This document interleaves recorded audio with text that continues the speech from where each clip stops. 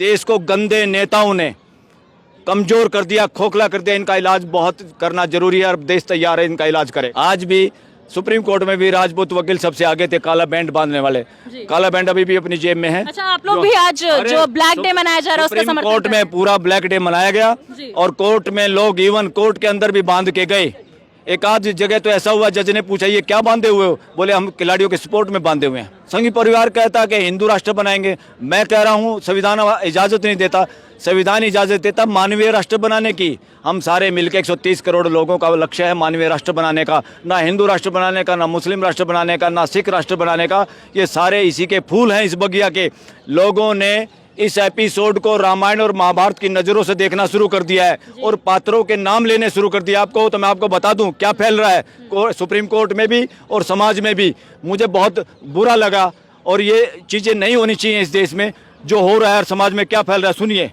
नमस्कार, आप देख रहे हैं द जनता लाइव। मैं हूं आपके साथ नलिनी। बातचीत करने के लिए मेरे साथ सुप्रीम कोर्ट के अधिवक्ता जी मौजूद हैं। सर, जिस तरीके से लगातार हम देख रहे हैं कि धरना को 19 दिन हो चुके हैं, लेकिन न्याय की लड़ाई है और न्याय का कहीं भी कुछ अता पता नहीं। इसके बारे में आप क्या कहना चाहेंगे? ये बहुत खतरनाक स्थिति है देश के लिए। इससे देश की इमेज खराब होती है। इससे देश में मैसेज जाता है कि इससे घिनौना क्या काम हो सकता है जब देश की लड़कियों को, वो भी इस तरह की लड़कियों को जो पदक विजेता है, पूरा देश जिनको जानता है, उनके साथ इस तरह का व्यवहार हो रहा है तो आम देश की लड़कियों के साथ क्या होता होगा। कहीं देश की बेटियों के साथ बलात्कार होता है तो उसकी लाश को रात को बिना परिवार की सहमति से फूंक दिया जाता है। कहीं पे होता है तो FIR दर्ज नहीं होती। कहीं पे डरा के धमका के पैसे के प्रेशर से माँ बाप को चुप करा दिया जाता है और बहुत जगह तो माँ बाप बेचारे शर्म के मारे अपनी मान मर्यादा और इज्जत के चक्कर में चुप रहते हैं। इस देश में बहुत सारे अपराध सामने नहीं आ पा रहे हैं। ये बहुत भयावह स्थिति है और ये देश 21वीं सदी में है और मेरा भारत महान कहने पे अपने को शर्म आती है। ये मेरा भारत महान कहने वाले ही बहुत दरिंदगी वाला व्यवहार दिखा रहे हैं देश के सामने। ये बहुत गलत बात है। मगर बलराज सिंह जी, कहा जा रहा है कि ये खिलाड़ी तब नहीं बोले, अब क्यों बोल रहे हैं? इस तरीके की बातें हम आए दिन देख रहे हैं। बिल्कुल। अरे भाई, आपको किसी ने किडनैप कर लिया, उसके सामने आप बोल सकते हैं जो आपको गोली मार सकता है जी।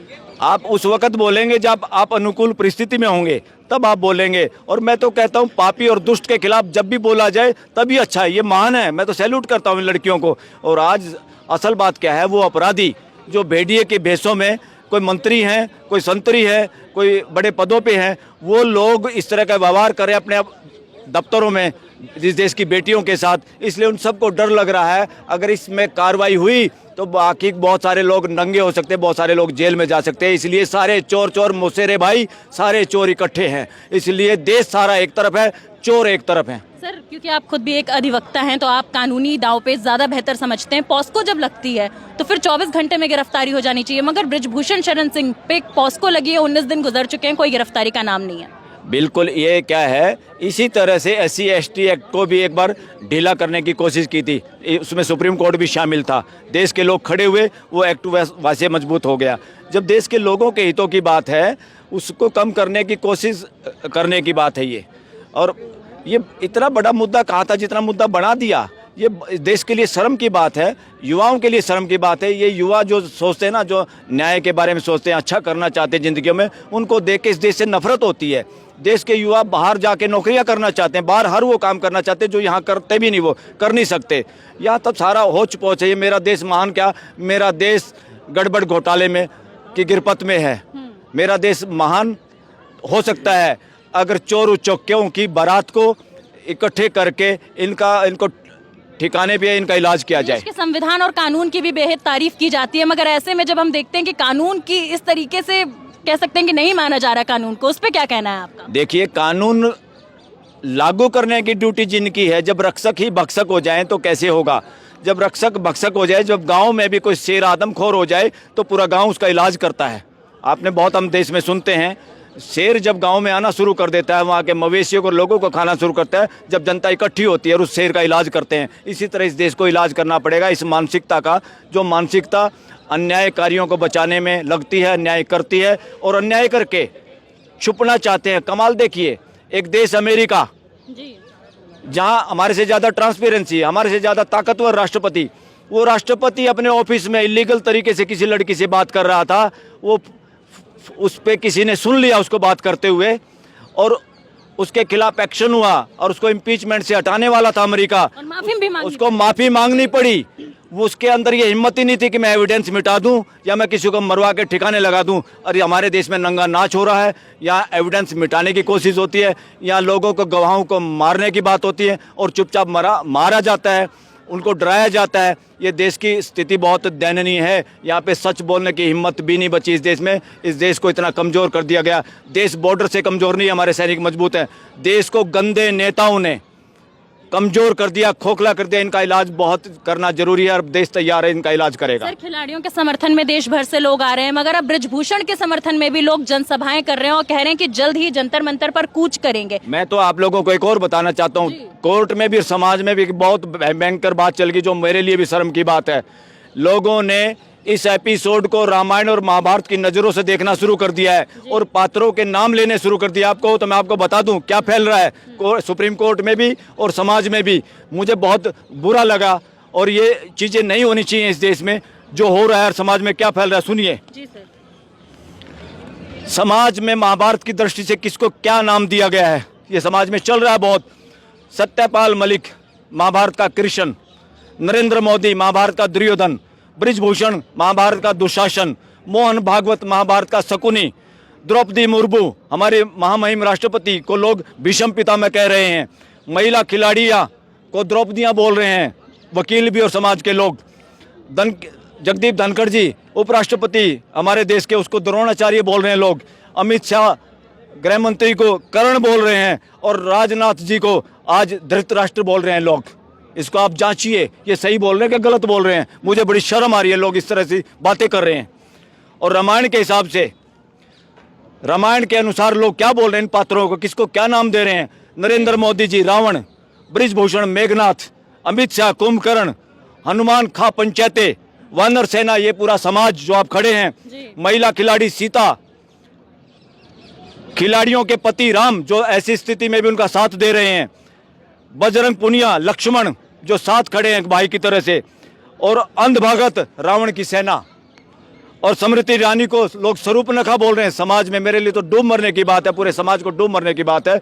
ये क्या हो रहा है और क्या ये नाम देना पड़ रहा है लोगों को। सर, स्मृति ईरानी इन जी लोगों का को आपने बचना जिक्र किया, वो महिला एवं विकास बाल मंत्री हैं, लेकिन उनकी तरफ से भी कोई ना ट्वीट आया ना अभी तक कोई भी आश्वासन आया इन खिलाड़ियों के। अरे आश्वासन, वो सिलेंडर लिए घूमती थी। स्मृति ईरानी का क्या करेंगे हम। स्मृति ईरानी की तो स्टोरियां लोग बताते हैं, जिक्र करते हैं, कैंटीन में वकील लोग जिक्र करते हैं कि जिस दोस्त ने अपने घर पना दी उसी का हस्बैंड छीन लिया।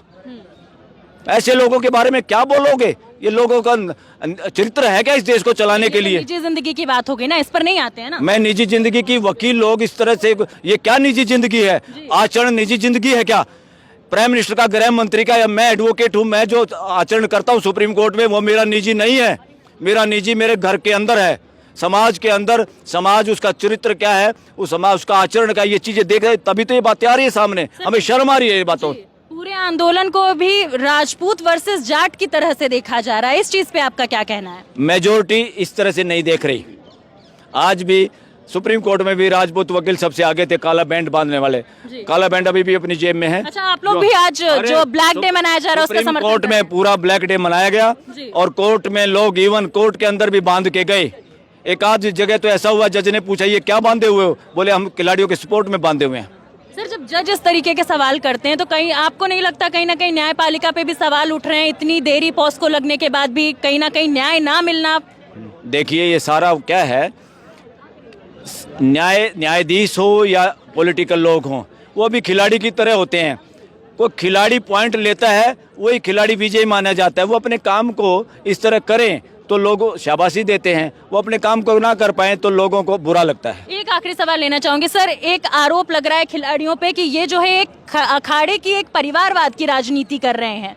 बेटा क्या परिवार की, फिर तो हम कहें कि एक परिवार है संघ परिवार, फिर तो राजनीति संघ परिवार की हो रही। वो क्या सोचता है वो देश में वही लागू करोगे क्या। संघ परिवार कहता है कि हिंदू राष्ट्र बनाएंगे, मैं कह रहा हूँ संविधान इजाज़त नहीं देता।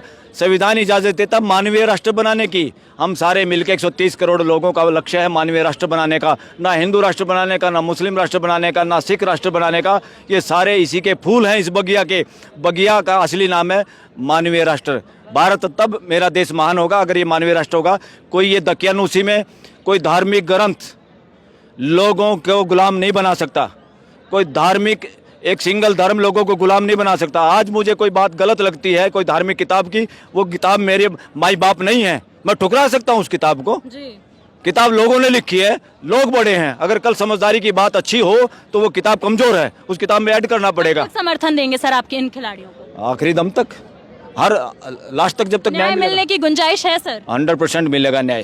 चलिए। क्या होता है जब दीवार में कील मारते हैं तो 100वीं कील में छेद होता है, तो 99 कील वो बेकार नहीं होती। ये 99 कीलें चल रही हैं, 100वीं कील लगेगी, रास्ता खुल जाएगा। किसी की औकात नहीं है, एक दिन वो आएगा जिस दिन। हाँ, मैं अपील करना चाहता हूँ एक और दिल्ली की जनता से, ये देश के लोगों को आने की जरूरत नहीं होनी चाहिए। जैसे हमारी बेटी निर्भया के साथ हुआ था और पूरा दिल्ली मोमबत्ती के लिए चल पड़ा था इंडिया गेट पे। आह्वान करते हैं कि चंद ही दिनों के अंदर मोमबत्ती का उसी तरह से प्रदर्शन मोमबत्ती जला के इंडिया गेट पे करे और दिल्ली की जनता करे। दिल्ली पूरा देश है, मिनी इंडिया है दिल्ली, यहाँ सारे लोग बैठे हुए हैं। इसलिए इसको किसानों का आंदोलन, हरियाणा का आंदोलन, जाति का आंदोलन ना बना के अपनी बहन बेटियों की इज्जत महफूज रखने के लिए समय निकालिए। और जंतर मंतर पे दिल्ली की जनता की पहली ड्यूटी बनती है, और वो मशाल लेके भी और कैंडल मार्च भी करें। और दिल्ली की जनता जब खड़ी हो जाएगी तब दिल्ली का सारा सिस्टम ठीक हो जाएगा, सारा सिस्टम ठीक हो जाएगा। Thank you. बहुत बहुत शुक्रिया सर आपका हमारे साथ बातचीत के लिए। तो फिलहाल के लिए बस इतना ही।